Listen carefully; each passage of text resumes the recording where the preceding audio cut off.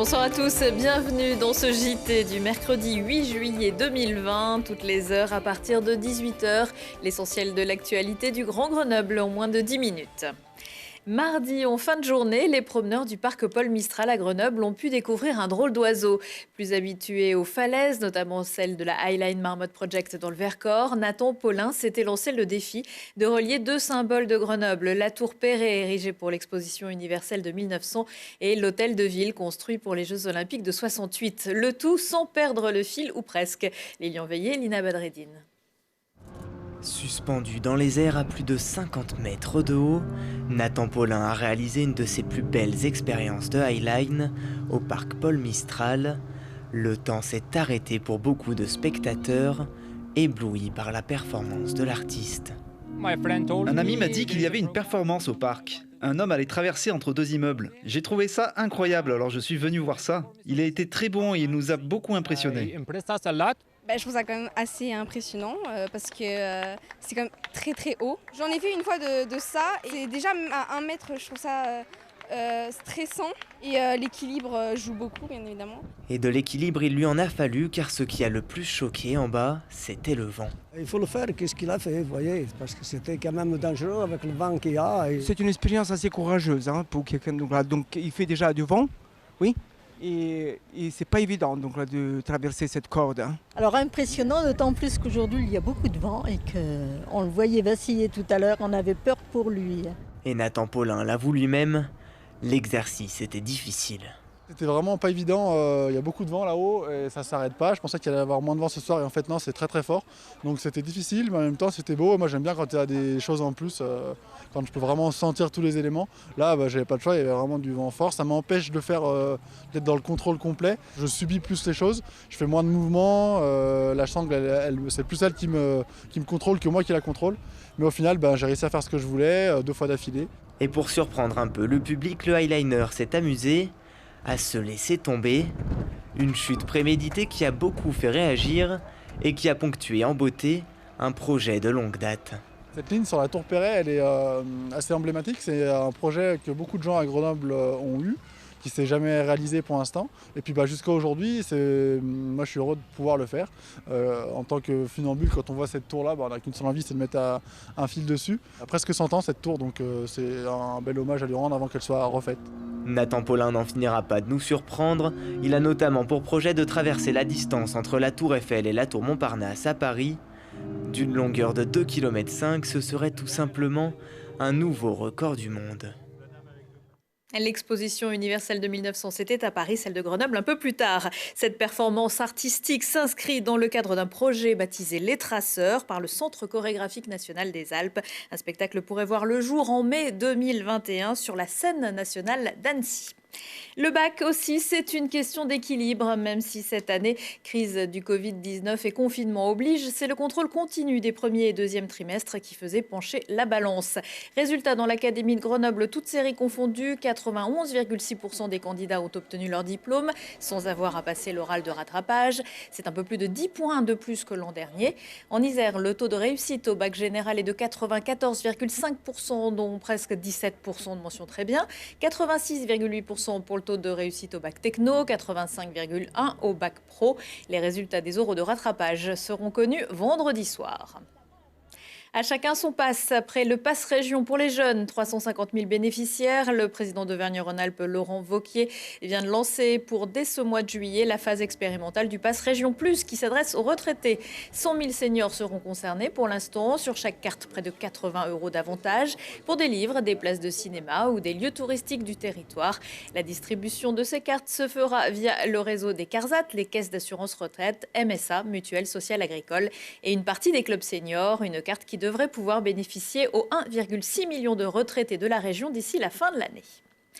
Le mercure devrait dépasser les 30 degrés jeudi sur Grenoble. Alors pour prendre un bol de fraîcheur, direction la base nautique du Bois Français. Elle est ouverte depuis le 1er juillet et devrait le rester jusqu'au 6 septembre. Contrairement aux piscines du territoire de la métropole, ici, pas besoin de réserver. Le Bois Français, c'est 4 lacs. 4 lacs où on pratique une foule d'activités. C'est les vacances à la ville, c'est les vacances à la montagne. Quand on est au bord des lacs du Bois français, on a des panoramas extraordinaires sur la nature environnante et sur les chaînes de montagnes environnantes. C'est d'ailleurs pour ça que nous n'avons pas mis en place de créneaux ni de réservation pour permettre à toutes les familles de venir passer un grand moment en famille. Et en venant d'ailleurs de la métropole, soit en bus, avec la ligne 15 qui part de la place de Verdun et qui va jusqu'à Domaine, qui fait un crochet par le Bois français. Mais on peut venir aussi en voiture et puis surtout aujourd'hui, on peut venir à vélo en empruntant les berges de l'Isère. Oui, des règles sanitaires qui sont les mêmes que celles applicables dans toutes les piscines métropolitaines et d'ailleurs dans un certain nombre de piscines alentours qui respectent parfaitement le protocole qui nous a été proposé par le gouvernement. C'est des règles pour pouvoir, par exemple, se changer, les cabines, l'entretien, etc.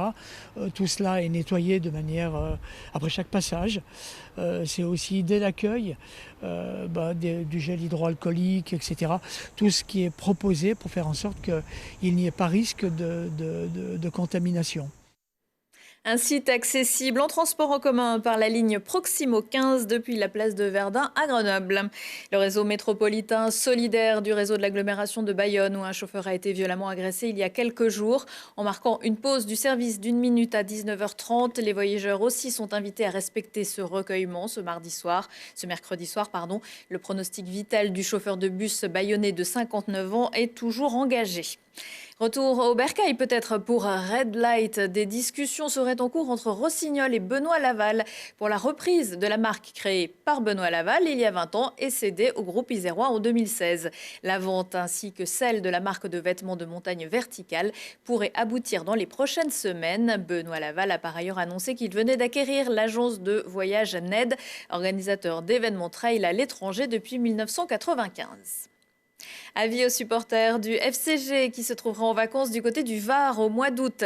Leur club de rugby préféré disputera un match amical le 14 août contre le RC Toulon. Une belle affiche, probablement sur le terrain de Yerkerkeran. La dernière rencontre entre les Grenoblois et les Toulonnais remontait au 13 avril 2019 au Stade des Alpes lorsque les deux équipes évoluaient en élite. Le FCG avait alors gagné. Les semaines suivantes, les Isérois de Pro D2 joueront d'ailleurs 2 matchs de préparation avec des équipes de même division que Valence Roman et Oyonnax. La date de la reprise officielle a été annoncée ce mercredi. Ce sera le 4 septembre pour la Pro D2. Plus écologique que la voiture électrique, la voiture sans moteur. Dans notre série Rétro jour pour jour, une course de caisse à savon au début du mois de juillet 2014. Direction les Adrets avec Olivier Escalon.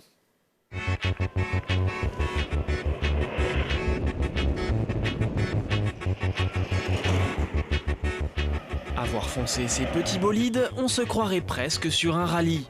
Mais en y regardant d'un peu plus près, pas sûr que tous les pilotes aient le permis.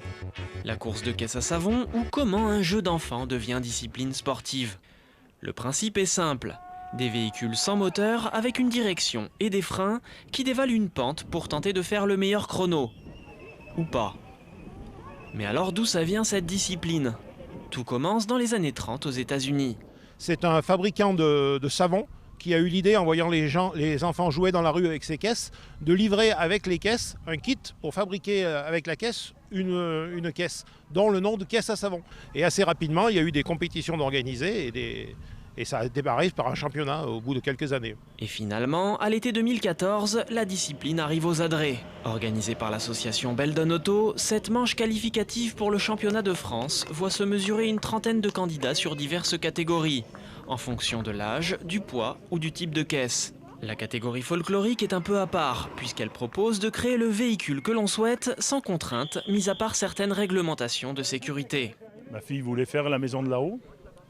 C'était un peu trop compliqué avec les ballons, tout ça, donc on s'est retourné. Le toit était imposé. Il fallait un toit, donc j'ai cherché des solutions et puis voilà, on a mis un toit et voilà. Donc on a mis la grand-mère pour la couture et on a mis tout le monde un peu à contribution et puis voilà. Bon, le résultat est là. On l'aura compris, l'ambiance est très familiale. Enfants, adultes, filles, garçons, la discipline séduit tous les publics. C'est assez bien piloté, on dirait qu'on est dans une vraie voiture et qu'on peut la manier. Déjà, il y a pas mal de sensations. Même s'il n'y a pas de moteur, il y a quand même beaucoup de sensations. Là, ici, on prend une 60aine de kilomètres/h en bas, donc c'est déjà intéressant. Sans moteur, sans bruit, c'est particulier. Et puis surtout, un moyen de s'amuser. Il y a une très bonne ambiance dans la caisse à savon et un moyen de s'amuser à petit budget. La prochaine course de caisse à savon du Comité des Alpes devrait se dérouler le 19 juillet à Albier-Montrond en Savoie.